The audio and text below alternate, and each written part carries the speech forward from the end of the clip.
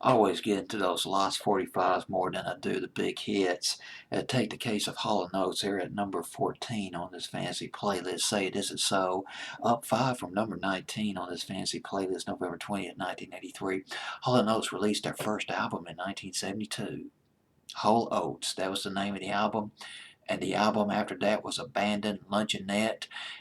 Both of those albums produced by Aretha Mardine. This was in the early 70s. War Babies in 1974, produced by Todd Rundgren. Boy, they teamed up some major talented producers back in the day.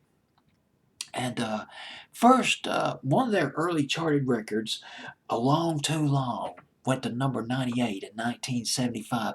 Got a little bit of that Hall & Oates soulful, influenced by the Temptations, the Motown, the soul of the 60s.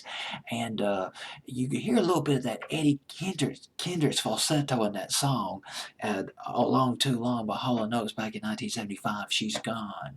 When She's Gone first came out in 1970. No, it's 1974, I think, went to number 60 on Billboard's Hot 100. Tavares did a version of that record, which went to number 50 on Billboard's Hot 100. Might have gone a little bit higher than that, I thought. Might have been a pretty big R&B hit for them by Tavares, and that was back in 1973, 1974, somewhere in that area. But there was She's Gone, re-released in 1976, and Rich Girl, monster hit, winner 76, 77, but then you get to the late 70s, and those scintillating Lost 45s back together again, written by John Oates, summer of 77, and It's a Laugh. Anybody remember It's a Laugh by Hall & Oates, fall of 78, and Wait for Me in late 1979.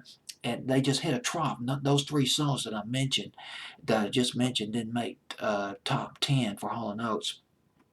And I believe 1980, I'm trying to remember the names of the songs going off my memory. How Does It Feel to Be Back or something like that in 1980, and that went top 30. And then they came back with their version of Righteous Brothers, You Lost That Loving Feeling, went to number 12, and then Kiss on My List went to number 1, and boom, they're hitting their stride in the 80s. Did It in a Minute, and Can't Go For That, No Can Do, Man Eater went to number 1 in 1982, and Family Man in the spring of 83, 101, remember that one, also in 1983. So loads of top 5 hits for Hall & Oates as we get into the fall of 1983, as we get into this song. Now here's the thing about this record, Say It Isn't So.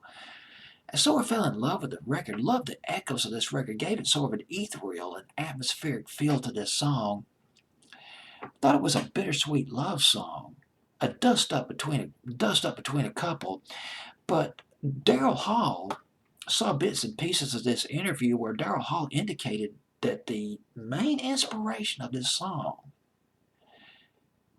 I'm trying to figure it out, trying to reconciliate what I've read about this song to the lyrics of this record. But anyway, it was a sense of alienation from their fans when they played, their concerts to the masses. They felt a sense of alienation, that they were bubbled in.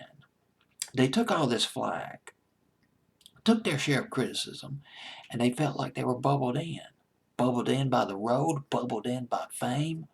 And there's a quote I came across by Daryl Hall. We're like strangers, or like to be strangers at the party. This quote unquote. Let me do this quote unquote. Let me make sure I got it right. We like to be strangers at the party. Two rebels in a shell, quote unquote.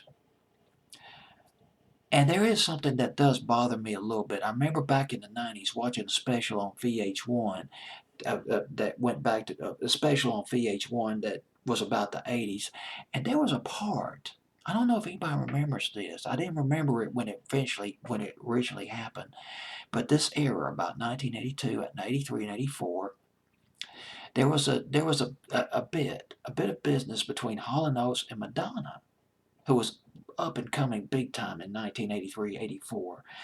And John Oates was talking about how when Hall & Oates first started, they didn't have to make videos to become big, but then in the 80s they had to make videos along with making a song. And he was kind of complaining about that, and Madonna just went off on him. I don't remember what she said, but she got on to him. Of course, Madonna was younger. She was in her mid-20s, and Hall & Oates, they've been doing this for, they met in 1966, 67. And maybe a little bit of a generation gap right there. I don't remember what she said. She got on to him about how beneficial videos were or something like that. Boy, that was something. I thought I'd share that with you. Maybe you might remember it. You might remember the incident with more detail than I can. Well, anyway, this record, Say It Isn't So, went to number 2 on Billboard's Hot 100, and it stayed at number 2 for a month. Held out the number 1 spot by Michael Jackson and Paul McCartney's Say, Say, Say. So here we go. At number, well, I guess, song about alienation, or is it a love song? Well, bittersweet love song? Well, anyway, Say It Isn't So at number 14 on my fantasy playlist, November 20th, 1983.